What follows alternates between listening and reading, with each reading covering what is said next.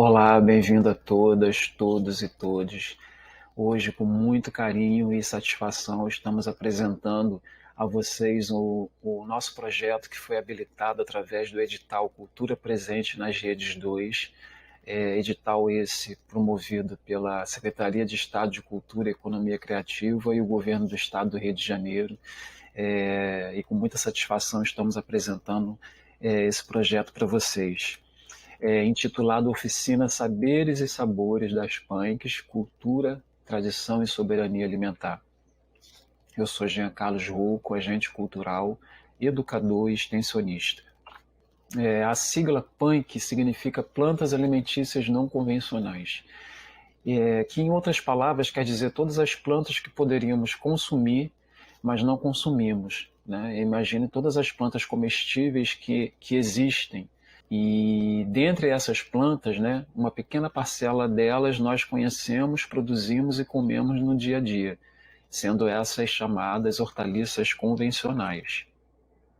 Essas hortaliças convencionais são aquelas presentes em determinadas localidades ou regiões, exercendo influência na alimentação de uma população tradicional. As que não conhecemos ou não produzimos, ou consumimos pouco, são denominadas as plantas alimentícias não convencionais ou as punks, que cada um de vocês vão conhecer e se familiarizar com elas aqui dentro dessa oficina. E essas plantas normalmente não estão organizadas enquanto cadeias produtivas, né, propriamente dita, não despertando interesse por parte das empresas que vendem, né, e comercializam sementes, fertilizantes e agroquímicos. E por conta disso, muitas dessas plantas estão esquecidas e já não são mais vistas, né, como um alimento. Partes, né, comestíveis como tubérculos, folhas, flores e frutos, também como sementes, né, são negligenciadas e esquecidas devido às recentes mudanças de hábitos alimentares da população. Né? Então, esse termo alimentícias quer dizer que são plantas usadas na alimentação, como verduras, legumes, frutas, castanhas, cereais, e até mesmo os condimentos e os corantes que nós utilizamos. Já o termo não convencionais significa que não são produzidas ou comercializadas em grande escala, cujo cultivo e uso ele acaba caindo no esquecimento, né, por conta disso, por conta dessa baixa produção ou por conta até mesmo do desinteresse, né, e da pouca procura. Sabe aquela planta de antigamente que hoje em dia pouca gente conhece? Pois é, essa é a planta alimentícia não convencional e também chamada de punk.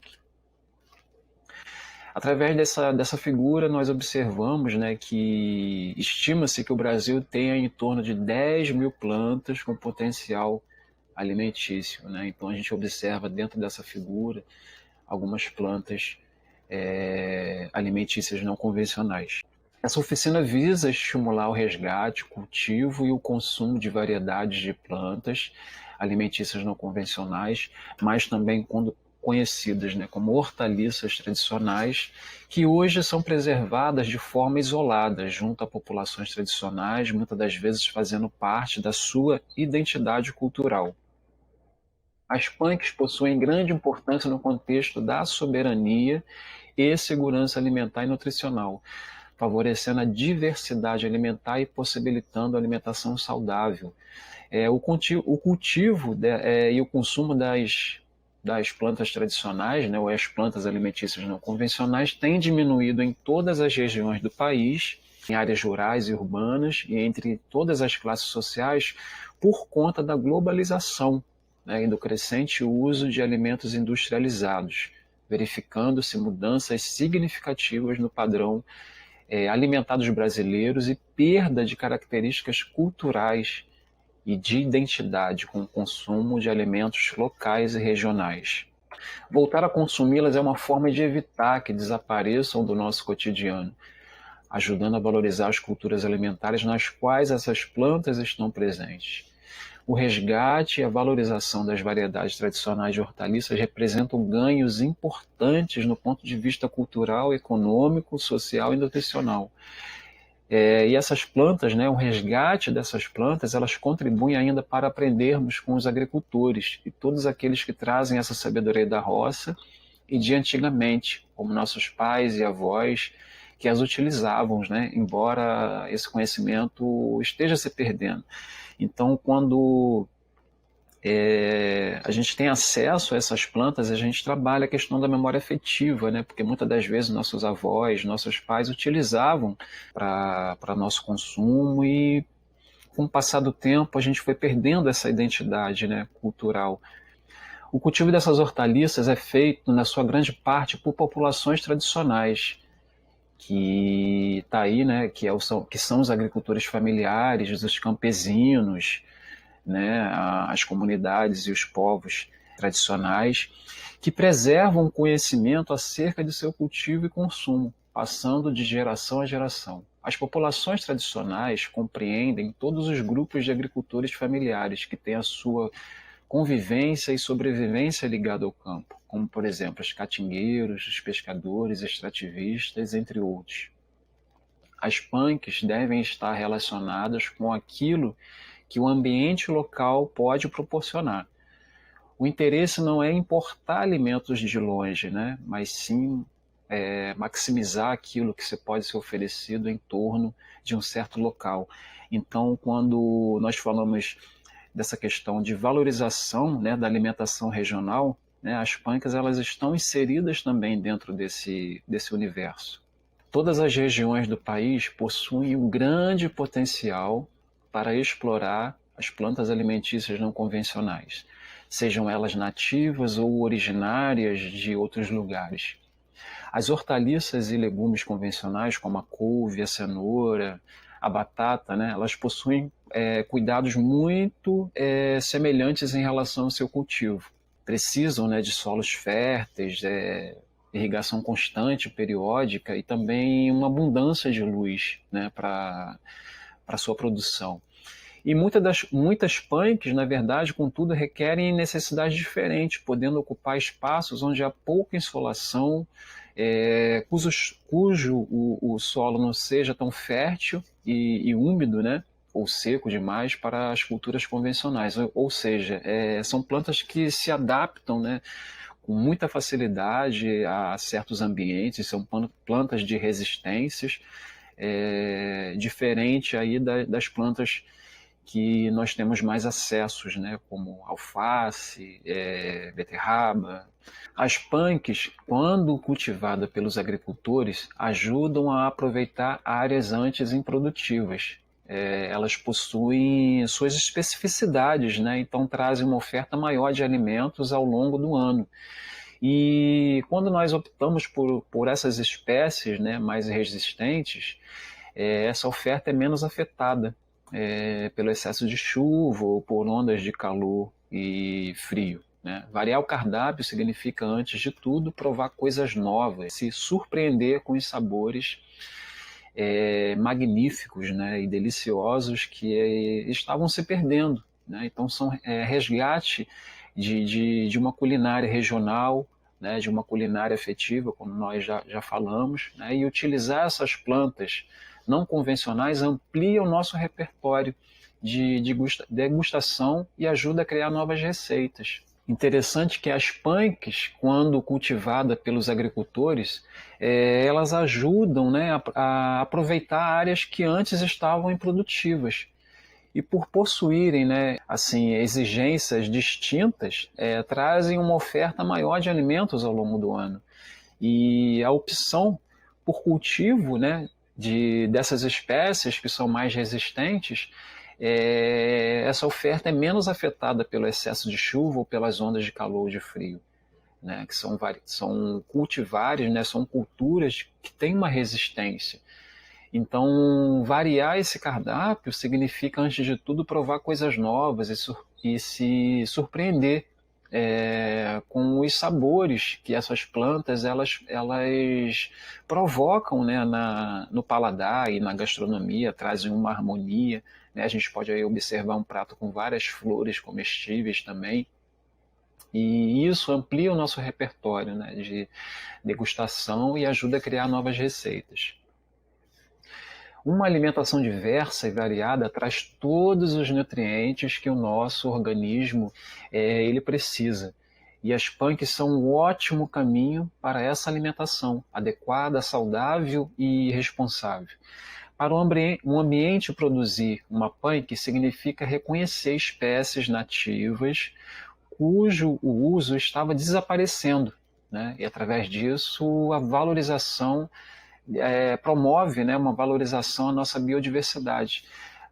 Recentemente agora, dia 22 de maio, foi comemorado o Dia da Biodiversidade, né, o Dia Nacional, o Dia Internacional da Biodiversidade.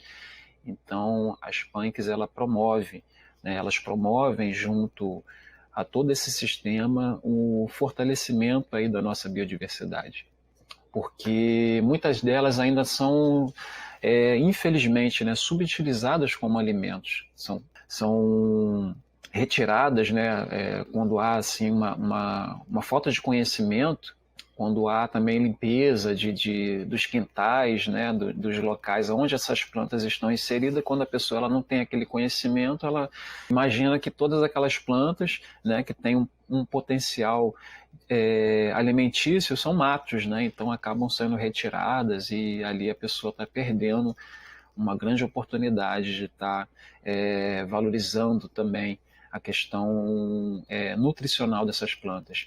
E por sua resistência e produção variada, garante um alimento saudável, disponível todo ano e sem grandes custos, né? Que é o mais importante.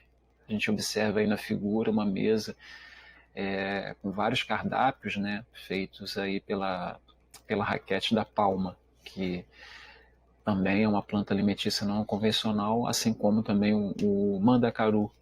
Aqui a gente observa que as punks são alimentos funcionais, com altos valores nutricionais de vitaminas, fibras e minerais, e apresentam também ações antioxidantes e anti-inflamatórias para o nosso corpo.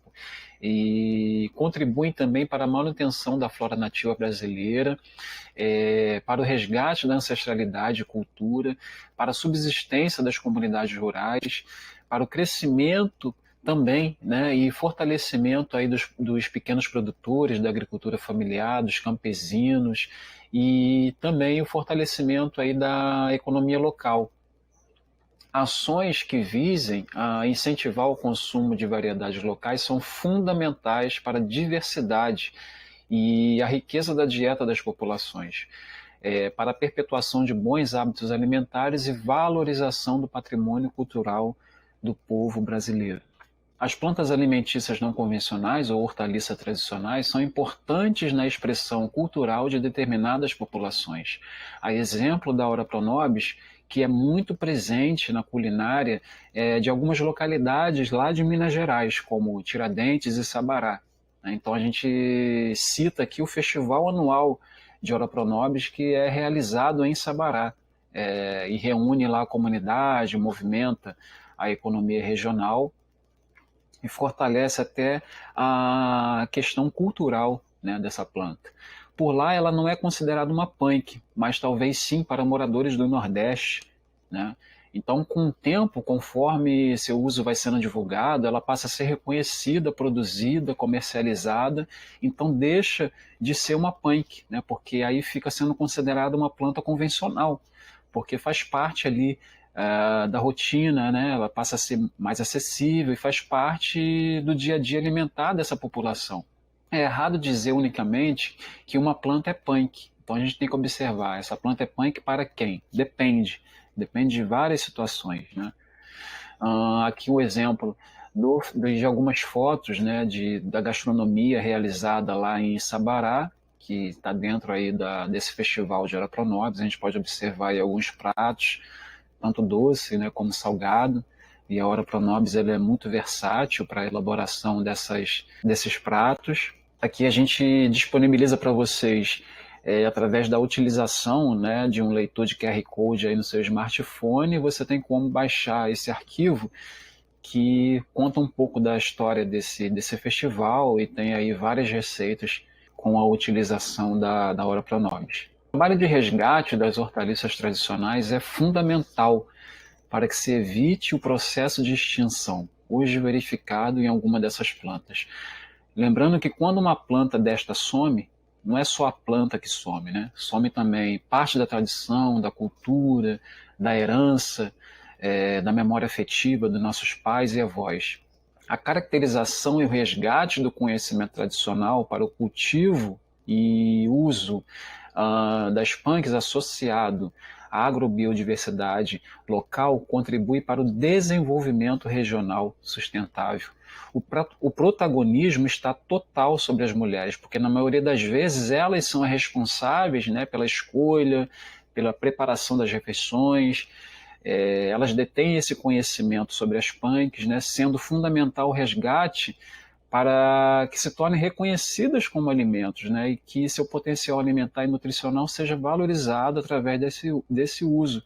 Então a gente observa que há muitos coletivos de mulheres que trabalham com as plantas alimentícias não convencionais, fazendo esse resgate, elaborando receitas. A gente deixa aqui o registro de um coletivo que nós conhecemos, né, que são as mulheres do coletivo Empório da Chaia, que fazem esse trabalho com essa planta alimentícia não convencional, e a gente deixa aqui o nosso carinho, né, um grande beijo aí para a Áurea e para todas essas mulheres do coletivo Empório da Chaia. Aqui o nosso querido pesquisador, né, Valdeli Knupp, ele diz: toda planta é mato até que vá para o prato. Então a gente volta aqui naquela leitura, né, de que existe muitas plantas, né, que são alimentícias, né, e por essa falta de conhecimento são caracterizadas como mato, né, mas que existe aí um grande potencial alimentício em cada uma delas. A gente apresenta agora para vocês algumas curiosidades sobre as plantas alimentícias não convencionais. Estima-se que existam mais de 10 mil plantas com potencial alimentício. Das plantas espontâneas mais comuns, a maioria é comestível. Então a gente vê a grande biodiversidade alimentar que existe disponível, né, para nosso uso. Aqui a gente observa um gráfico que elenca para a gente aí uma pequena fatia. Essa pequena fatia são as plantas convencionais que nós já estamos acostumados, né, a utilizar, como alface, salsa, coentro.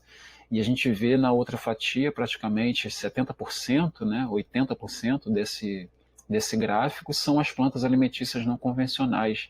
Então existe aí uma diversidade de plantas comestíveis que a gente nem faz ideia.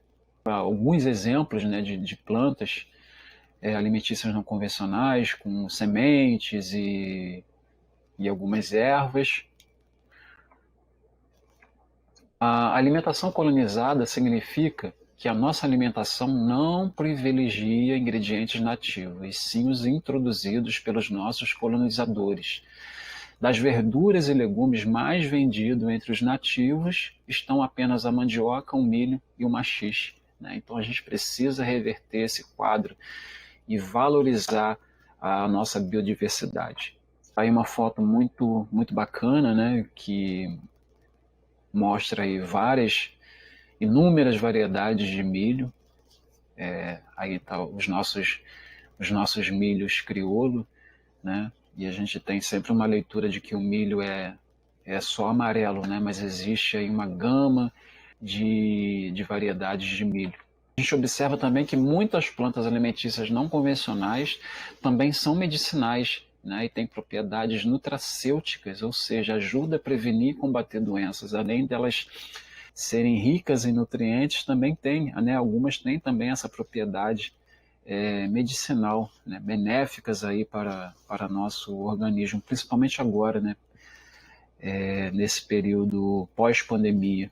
Um segmento também que está sendo muito utilizado é o de paisagismo comestível, né, que é a conjugação de plantas com finalidade alimentícia, mas também que tem e apresenta uma beleza ornamental, né? Nessa categoria estão a capuchinha, o majogômes, o peixinho, a celósia, lírio amarelo.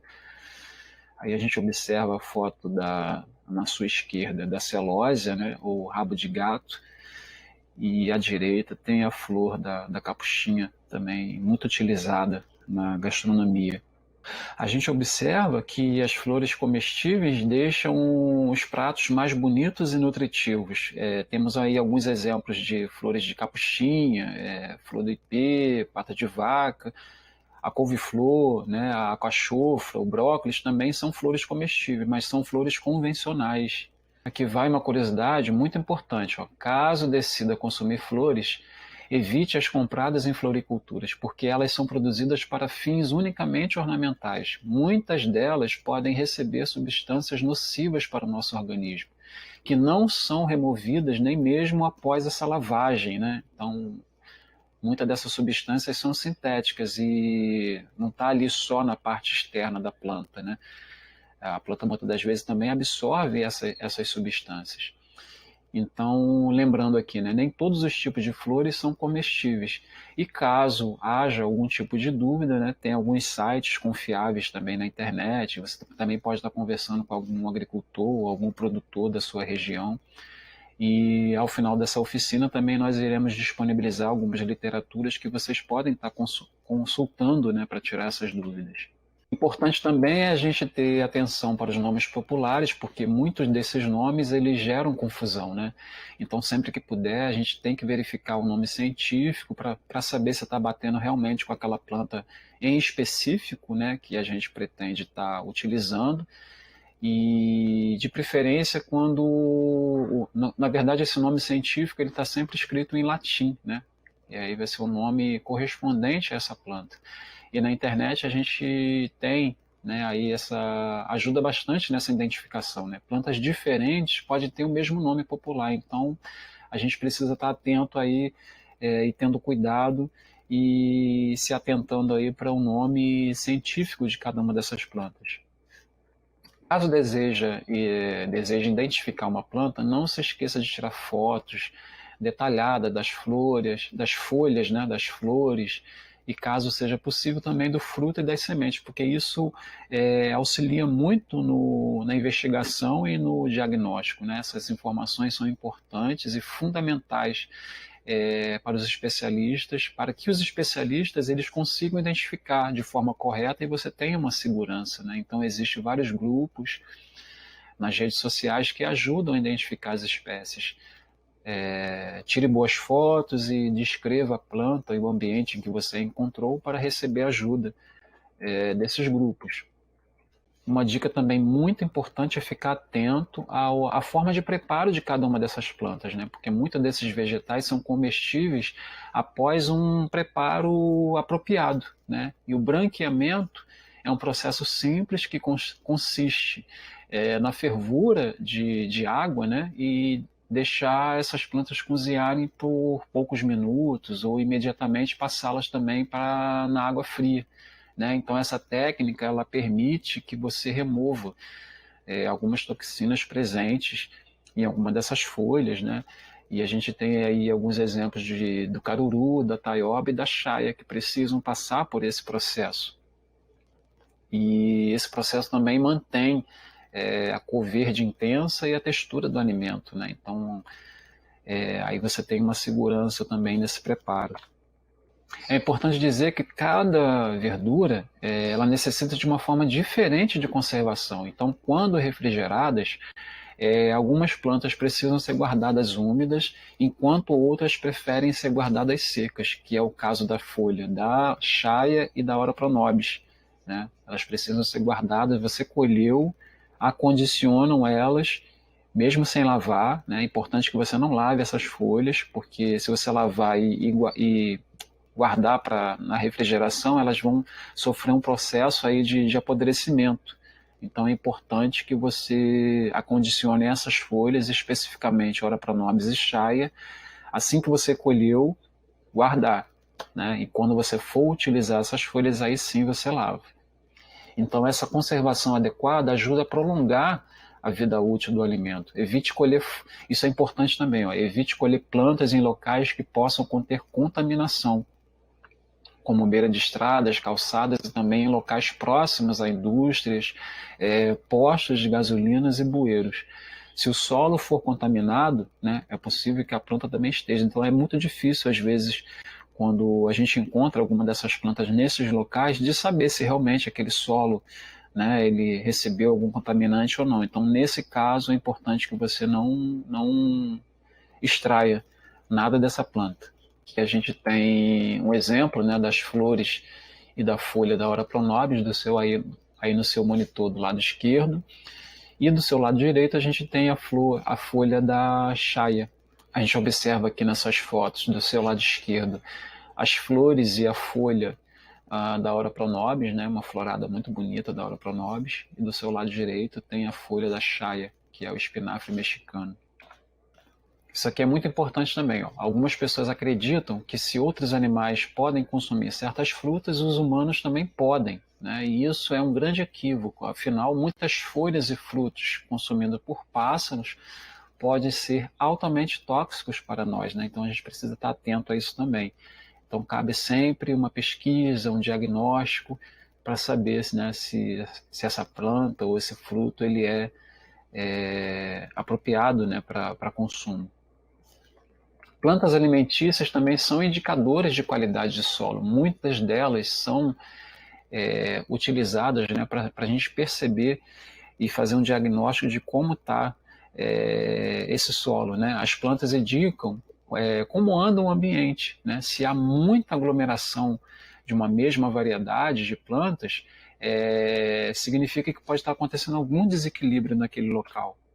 A seguir, a gente vai observar agora alguns pontos importantes de fortalecimento quando a gente opta né, para produzir nosso próprio alimento.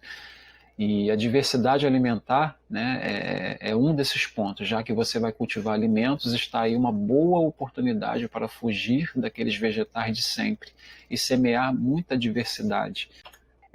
Na promoção de alimentos mais saudáveis, né, cultive sem uso de agrotóxicos, e você terá alimentos agroecológicos muito mais saudáveis e saborosos.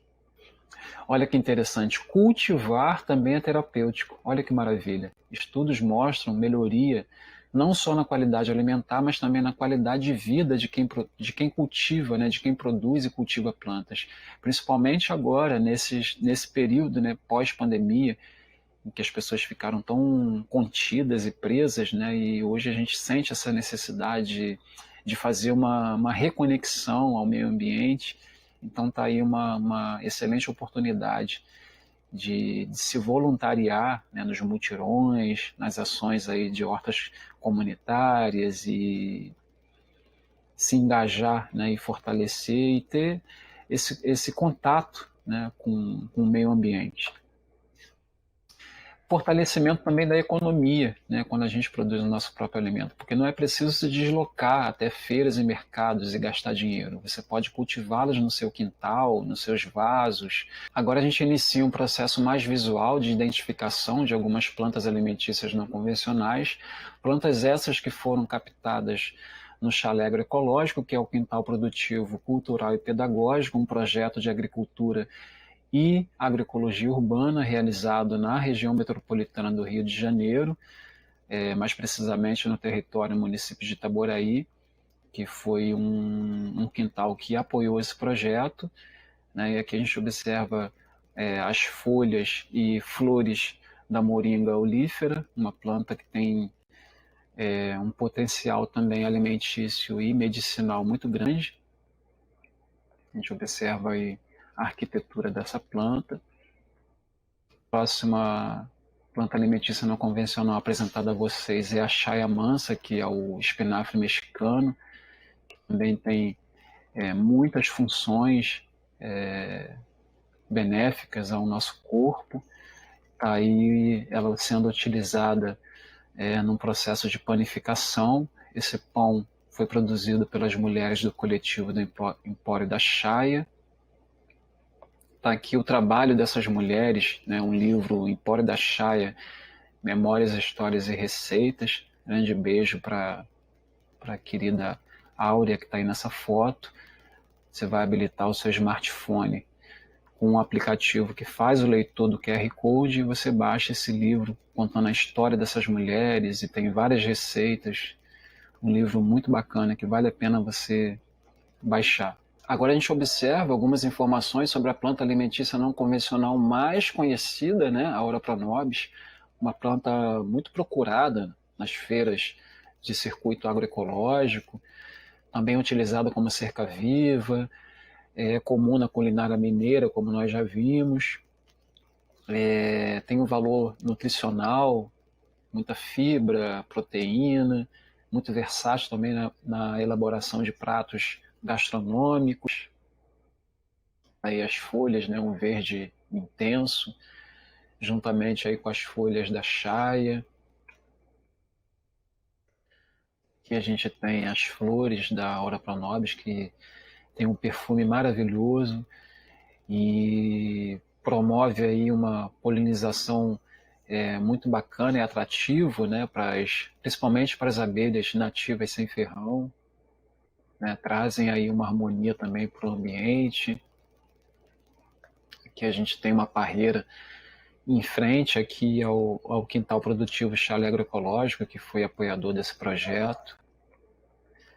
Tem aí o seu beneficiamento, né, macarrão de Aura pronobis, também muito utilizada na panificação. Outra planta alimentícia não convencional que trabalha muito a questão da memória afetiva é a taioba, né, muito conhecida na cozinha caipira. E é importante lembrar, né, que ela só pode ser consumida cozida no acompanhamento de feijão, né, e ela precisa também passar aí pelo branqueamento e também é muito utilizada tradicionalmente na cozinha de Porto Rico e lá na Índia. Aqui uma foto minha numa localidade em que um produtor ele usou uma vala de dreno e colocou algumas mudas. Então a gente observa uma abundância de mudas, né, e umas folhas imensas também, super favorável ao desenvolvimento dela nesse local. Aqui algumas folhas que foram recolhidas, né, para serem levadas para comercialização. Tá aí a arquitetura da folha da taioba, com as suas nervuras levemente amareladas, né, com a abertura ali ao final da folha, que é bem característico da taioba. Aí uma curiosidade, o pendão da flor da taioba, uma flor muito linda, que tem um perfume também magnífico, muito bonita a flor da taioba, para quem nunca viu, uma flor muito, muito bonita, muito perfumada e também atrativo para alguns insetos. Aqui a gente observa, né, é muito comum essa dúvida, né, da folha do inhame e da folha da taioba. Então a gente observa aí algumas características, né, que ambas possuem essa forma de flecha, né, ou formato de coração pontiagudo, e a diferença é a inserção do pecíolo, né, que é o cabo de cada uma delas. Na taioba esse pecíolo está exatamente nos lobos da folha, né, lá em cima, no encontro das folhas. Já no inhame, ele está praticamente no meio da folha, né? A gente pode observar ali do lado esquerdo no inhame, aquele pontinho no meio ali, é onde fica a inserção do cabo, né? E na taioba a gente pode observar do lado direito que o cabo ele fica muito mais em cima, né? Ali realmente na divisão da folha, né? Então essas são características que ajudam você a identificar o que é a folha, qual é a folha da taioba e qual a folha do inhame. A gente vai observar isso aqui mais para frente. E a taioba ela tem um verde escuro muito uniforme, né? Tanto nas folhas quanto no cabo. E as suas nervuras também, como forma de identificação, elas são levemente amareladas. Já no inhame, esse cabo, né, ele é escuro e tem algumas tonalidades de roxo, que também pode aparecer nas folhas. no verso das folhas, né? Aqui do seu lado esquerdo tem a folha da taioba e do lado direito a folha do inhame, né? Então, se a gente observar bem, elas têm aí as suas especificidades, né? Que distinguem uma da outra. Tem algumas mudas de taioba no vaso para comercialização, né? E o termo punk, ele depende, contudo, de com quem você está dialogando, né? Se essa planta é ou não convencional para ela. Por exemplo, plantas amazônicas serão não convencionais para um paulista e convencionais para um morador de Belém ou Manaus, ou seja, são moradores da região amazônica, né? Então, para esses moradores, alguma dessas plantas que para nós aqui do Sudeste ou de outra região é punk, para eles passam a ser planta convencional, porque está ali disponível sempre, né, no dia a dia deles, na utilização, como a gente já falou. E da mesma forma fizeram ou fazem parte da nossa cultura a taioba, a araruta, o mangarito, a vinagreira, o taro, né, também conhecido como inhame, a chicória, a capuchinha, a jurubebe, dentre outros, né, o morapronobe, jambu, e algumas nativas e outras introduzidas por colonizadores europeus, especificamente os portugueses e escravos africanos, né? Então, é importante que a gente tenha essa leitura, né, do que é punk para alguns e do que não é punk para outros, né? Aí, mais uma vez, registro das folhas no seu lado esquerdo, folhas da taioba, no canto superior taioba e no canto inferior esquerdo o inhame, do seu lado direito a taioba em um quintal produtivo. Aqui algumas folhas de taioba também disponíveis para comercialização e você vê aí a abertura na parte superior da folha, né? A abertura que bem característica, né, da folha de taioba, no beneficiamento, na produção aí de um talharim de taioba. A gente observa que também aqui outra planta alimentícia não convencional, que é o pepino vermelho ou pepino doce, seu pequeno fruto também utilizado aí para conserva. Aqui a gente vê o processo observa, né, o processo de maturação desse fruto.